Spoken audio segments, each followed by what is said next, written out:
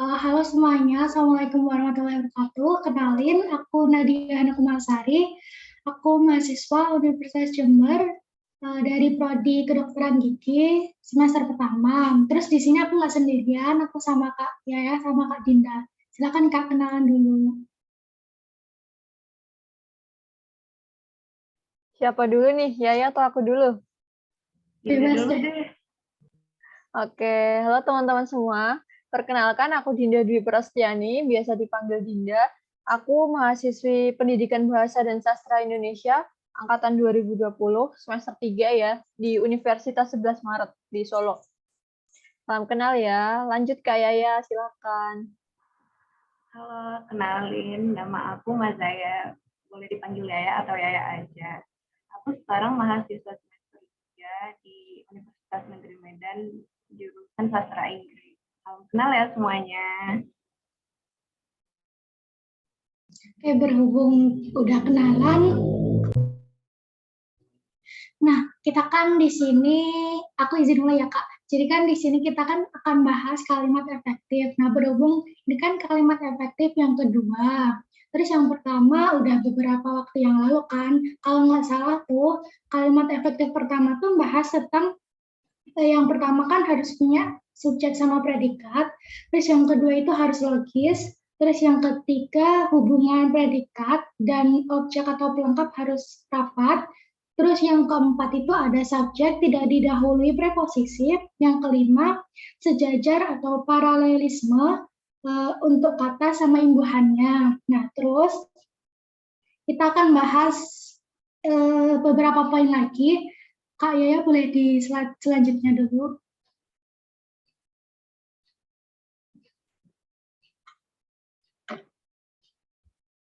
Nah, di sini kita mau bahas poin ketujuhnya, yaitu mengenai tepat penggunaan konjungsinya. Nah, biasanya tuh juga disebut dengan konjungsi korelatif. Nah, konjungsi korelatif itu konjungsi yang digunakan secara bersamaan. Misal nih, ada beberapa contoh di sebelah kiri, itu kan ada contoh konjungsi yang digunakan secara bersamaan. Jadi kalau semisal kita pakai baik, berarti nanti pasangannya sama maupun. Terus nanti kalau kita pakai tidak, terus nanti kita pakainya tetapi, terus ada bukan, itu pasangannya melaikan, terus ada antara, itu pasangannya sama dan, terus ada lebih, itu pasangannya ada daripada. Daripada kita bingung, kita langsung ke slide bagian kanan itu kan, ada bagian contoh. Itu kan ada kalimat, baik laki-laki dan perempuan tidak diizinkan untuk keluar. Nah, di situ kan kita fokus ke konjungsinya. Ini kan bahas tentang konjungsi korelatif kan. Di situ ada dua konjungsi nih ternyata. Yang pertama itu ada baik, yang paling awal, terus yang dan itu yang habis laki-laki itu kan. Itu kan ada baik sama dan. Wah, ternyata kalau dicocokin sama konjungsi di sebelah kiri itu tuh nggak cocok. Harusnya kan kalau semisal kita ada baik itu pasangannya sama maupun. Jadi yang kalimat pertama itu harusnya baik maupun, kayak yang kalimat di bawahnya. Berhubung kita nggak ada muridnya, jadi kita nggak bisa analisis strukturnya nih. Kalian analisis sendiri ya. Terus biasanya kalau semisal kalian kan bingung, oh iya ada tambahan nih, kalau semisal ada yang kata tidak hanya itu pasangannya, ya udah terus ini kan ada tidak hanya toh, terus ini yang tetapi ini ditambahi tetapi juga, jadi kalau ada tidak hanya itu pasangannya sama tetapi juga.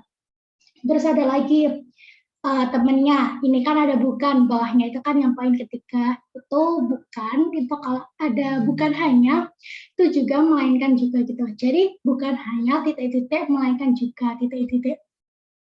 Gitu deh. Oh iya, jangan lupa diperhatikan, ini ada yang pakai koma, ada yang nggak pakai koma. Kalau yang pakai koma itu yang tidak, tetapi sama bukan melainkan. Nah, terus ada satu lagi nih poin penting. Ini jadi kalau semisal kalian bingung bedain antara Kak ini kan tidak tetapi sama bukan melainkan, itu kan artinya kan sama. Jadi kita bedainnya gimana gitu kan. Oke, jadi kalau semisal kalian tuh kapan sih pakai tidak tetapi?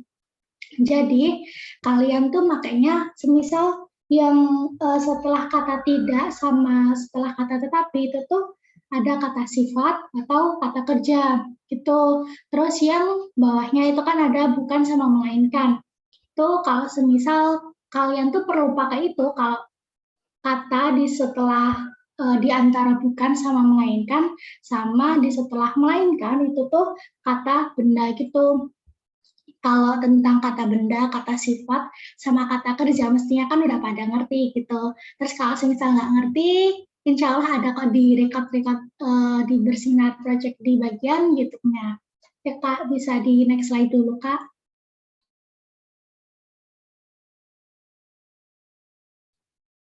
Oke, ini masih poin yang tadi ya, tempat penggunaan konjungsinya. Nah, di sini kan konjungsi korelatif. Nah, kita di bagian kiri itu kan ada contoh konjungsi yang tidak dapat digunakan secara bersamaan. Jadi intinya ini tuh nggak boleh digunakan secara bersamaan karena bukan pasangannya gitu aja deh intinya. Ini kan yang pertama ada meskipun sama tetapi. Terus ada karena sama maka. Terus ada karena sama sehingga. Terus ada juga walaupun sama namun. Terus ada juga kalau sama maka. Terus jika sama maka.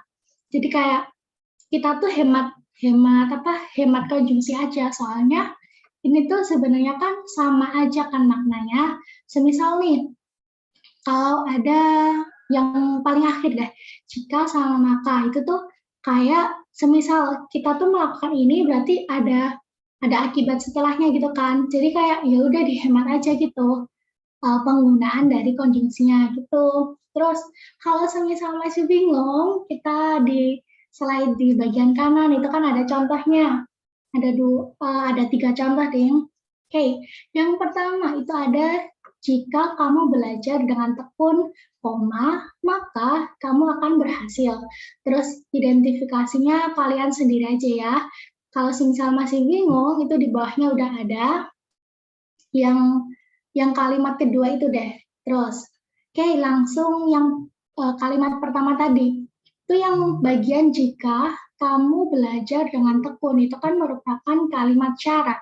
Terus, yang bagian kanannya itu kan ada maka kamu akan berhasil.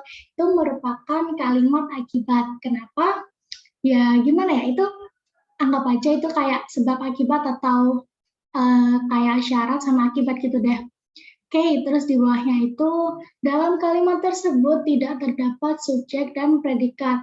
Kenapa? Ya karena kalau semisal kamu pakai awalan yang jika sama ada juga maka itu kan berarti kan kayak keterangan gitu kan. Itu jadi nggak ada subjek sama predikatnya. Oke, aku anggap paham. Terus kalimat kedua. Itu ada jika kamu belajar dengan tekun, kamu akan berhasil.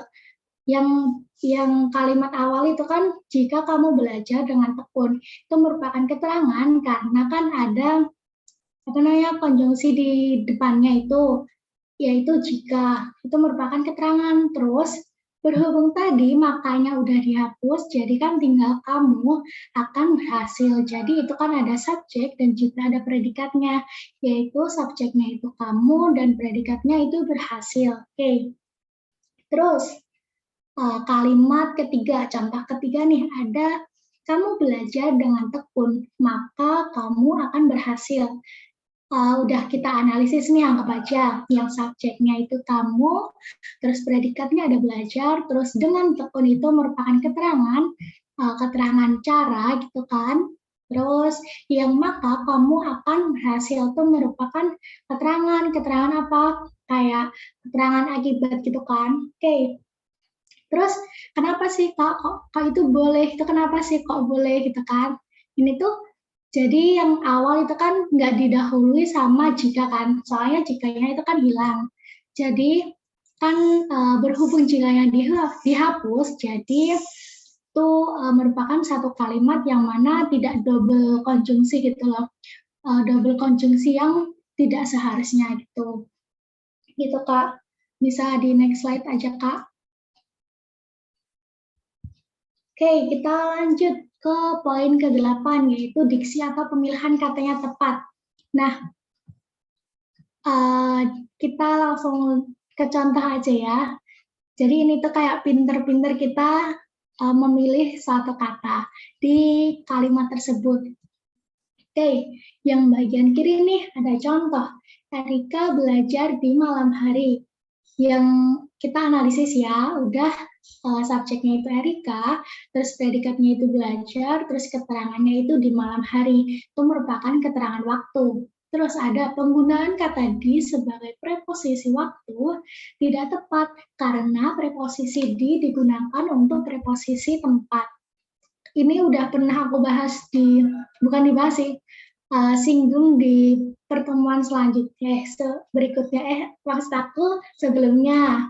Oke. Terus ini kan ada di malam hari kan, ini tuh nggak tepat, harusnya diganti pada, soalnya kalau di itu kan menunjukkan tempat, terus pada itu menunjukkan waktu, intinya gitu. Terus kita lihat di slide sebelah kanan, itu kan ada 3 kalimat, tapi kita fokus ke kalimat pertama. Itu kan ada nih, mereka ingin pergi ke Jerman.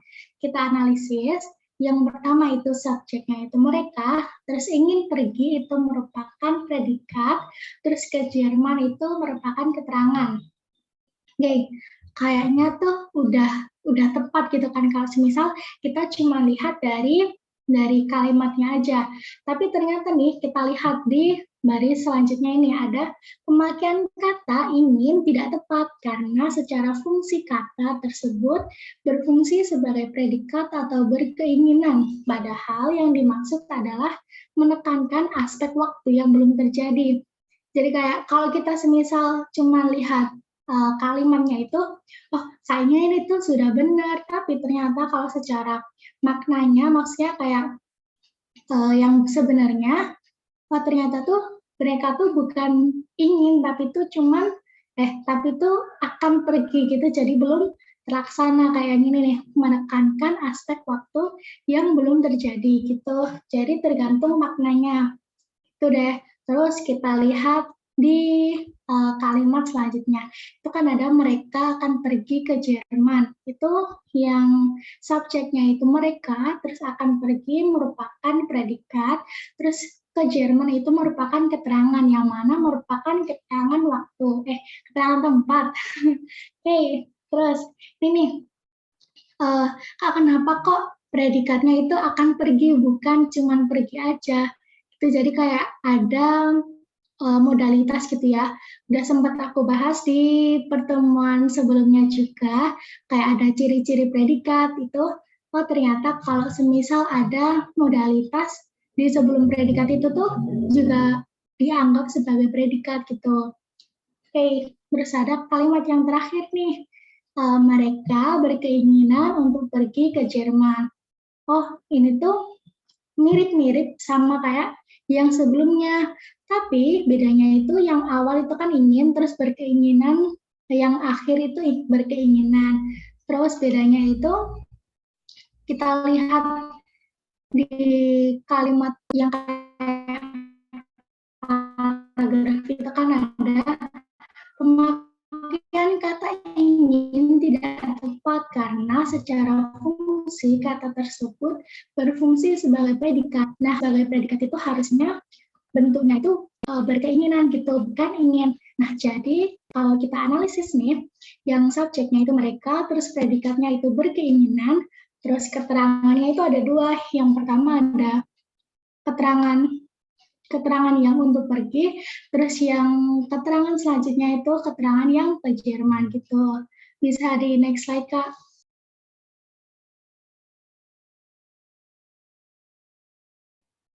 Oke, terima kasih ya Kak Hana untuk penjelasannya. Selanjutnya akan dilanjutkan oleh saya. Yang aturan yang ke-9 yaitu tidak bermakna ganda atau ambigu. Di sini ada 2 contoh ya teman-teman. Contoh yang pertama, ini aku bacanya lempengan aja ya, nggak pakai titik koma. Menurut kabar burung Pak Ali sakit keras. Nah ini Kelihatan ambigu banget nggak sih? Artinya tuh ada dua gitu. Nah, dalam bahasa lisan, jika jeda atau pemberhentian sementara ini ditempatkan di antara kata kabar dan burung, ini akan beda maknanya dengan jeda yang ditempatkan di antara kata burung dan pak. Nah, dalam bahasa tulis, fungsi jeda ini disimbolkan dengan tanda koma atau tanda hubung.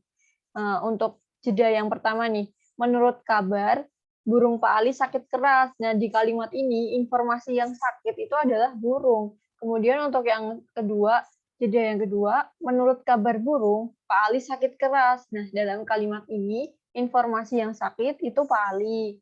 Oke, kemudian untuk contoh yang kedua, anak istri saya hadir dalam acara itu. Gabungan kata anak istri saya ini bermakna ganda ya teman-teman. Pembaca ini dapat menafsirkan, dapat mengartikan yang hadir ini adalah anak dari istri si saya atau anak dan istri si saya gitu. Nah, agar efektif, kalimat tersebut ini dapat ditulis anak istri saya hadir dalam acara itu.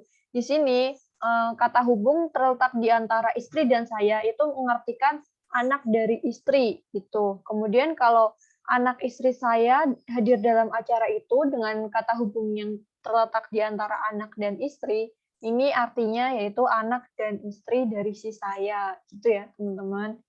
Bisa dilanjut Kak Yaya? Oke, untuk aturan yang ke-10, yaitu kosakata yang digunakan adalah kosakata yang sudah baku. Di sini ada 2 contoh kalimat nih. Mahasiswa mendapatkan kwitansi atas pembayaran SPP dan mahasiswa mendapat kwitansi atas pembayaran SPP. Di sini yang kata yang sudah baku itu merupakan kata yang kwitansi ya teman-teman, yang ada yang tulisannya warna hijau. Karena kalau kwitansi itu masuknya nggak baku.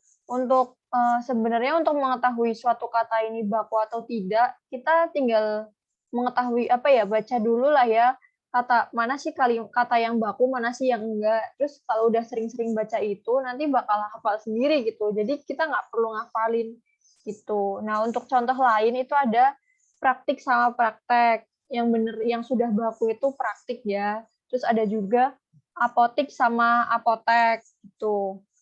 Bisa dilanjut, Kak? Nah, untuk aturan yang ke-11, sistem tata tulis harus sesuai dengan pedoman ejaan bahasa Indonesia. Jadi kalimat efektif itu harus ditulis sesuai dengan kaidah ejaan bahasa Indonesia ya. Ini ada contoh kalimat, adik membaca buku di perpustakaan. Kelihatannya SPOK-nya udah bener ya, udah lengkap, udah efektif gitu. Tapi ini nggak efektif karena tidak ditandai dengan tanda baca akhir, kayak gantung gitu kan kalau nggak ditutup pakai titik atau pakai koma atau pakai apa gitu. Nah, untuk selanjutnya ini akan disampaikan oleh Kak Yaya. Monggo Kak, silakan. Oke, makasih Dinda. Jadi aku bakalan jelasin, yaitu poin ke-12 ada kalimatnya itu harus hemat atau tidak pleonasme. Nah, di sini ada contohnya, kita langsung ke contoh aja ya. Ada kalimat para pegawai bekerja dengan sangat baik sekali. Nah, di kalimat ini ada penggunaan kata sangat dan sekali. Nah, ternyata kata sangat dan sekali ini memiliki makna yang sama gitu. Nah, kalau misalnya ada makna yang sama, itu jadinya kalimatnya menjadi boros gitu. Kalimat boros, maka kalimatnya juga jadi tidak hemat dan tidak efektif gitu. Nah, oleh karena itu kita bisa memperbaiki kalimat tersebut menjadi dengan kalimat yang di bawah ini ada para pegawai bekerja dengan sangat baik, atau bisa juga kita perbaiki dengan para pegawai bekerja dengan baik sekali. Kemudian ada contoh kedua, yaitu pengemis itu menengadah ke atas. Kalimat ini nggak efektif karena ada kata menengadah dan juga kata ke atas. Mungkin kalau misalnya kita nggak tahu gitu ya, menengadah itu makna sebenarnya itu apa. Jadi menengadah itu artinya wajah menghadap ke atas. Jadi kalau misalnya kita ganti tuh menengadah dengan kata dengan makna sebenarnya, jadinya tuh kayak pengemis itu menghadapkan wajahnya ke atas gitu. Loh, kok ke atasnya 2 kali? Berarti kan tidak efektif ya karena dia boros. Jadi kita bisa memperbaikinya dengan pengemis itu menengadah. Gitu doang guys. Oke, kita lanjut ke poin terakhir, yaitu harus bermakna lugas atau sebenarnya. Nah, kita masuk aja langsung ke contohnya ya. Di sini ada pemerintah negara-negara berkembang bergantung kepada negara-negara kaya.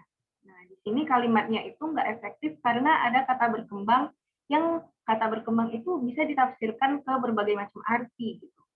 Udah gitu berkembang itu semua negara itu berkembang gitu karena ya pasti setiap hari menjadi lebih baik gitu kan.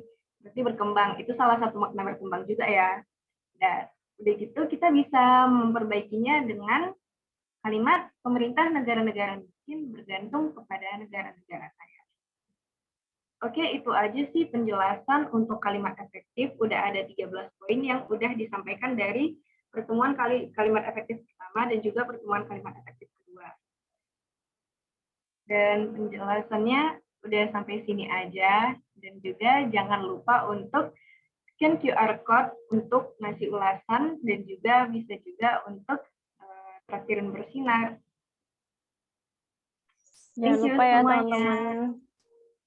Terima kasih semua. Kalau ada yang ditanyakan, ya kalau ada yang ditanyakan bisa DM di IG-nya Bersinar Project atau di IG kita ya. Kalau aku @nadiahana_, terus Kak Dinda sama Kak Yaya gimana nih?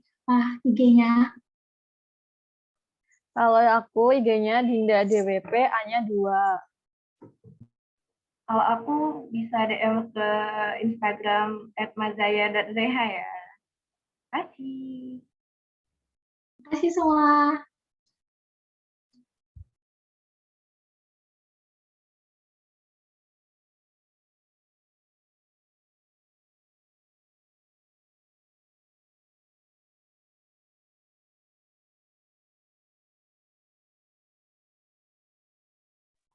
Kak, ini udah ya berarti selesai kan?